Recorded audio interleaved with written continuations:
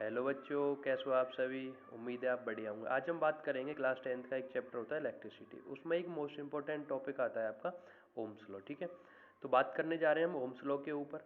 Ohm's law में क्या याद रखना है कि यदि हमारी फिजिकल कंडीशंस कोई भी कंडक्टर कंडक्टर का मतलब एक ऐसा इंस्ट्रूमेंट या एक आपका ऐसा वायर जिसमें से इलेक्ट्रॉन इजीली पास हो जाते हैं। ठीक है, अगर उसकी कंडीशंस को हम चेंज नहीं करते, if the physical condition of a conductor जैसे कि टेम्परेचर वगैरह हो गया, उसको में कोई भी चेंज नहीं करते हैं। ठीक है, रिमेन्स अनचेंज, तो जो इलेक्ट्रिक करंट का फ्लो होगा ना through the conductor directly proportional होगा किस चीज़ के, पोटेंशियल डिफरेंस के। पोटेंशियल डिफरेंस के। तो फर्स्ट पॉइंट क्या हुआ आपका कि if the physical condition of a conductor remains unchanged the then the electric current flowing through the conductor is directly proportional to the, main important ये है, यानी कि I प्रोपोर्शनल V।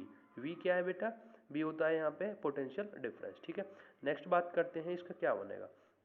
तो इसको V प्रोपोर्शनल I, अब proportional का sign हटाते हैं हम तो वहाँ पे रेसिस्टेंस यूज करते हैं R। V equal I R, तो V upon I equal R हो गया। या फिर आप दूसरा यहाँ से आप V बराबर आई आर है, या तो I की वैल्यू निकाल सकते हो, यहाँ से R की भी वैल्यू आप फाइंड आउट कर सकते हो।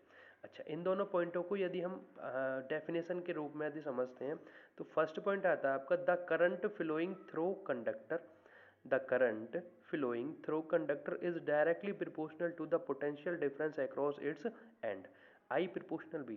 सेकंड इंपॉर्टेंट क्या होता है आपका, सेकंड यदि हम बात करते हैं,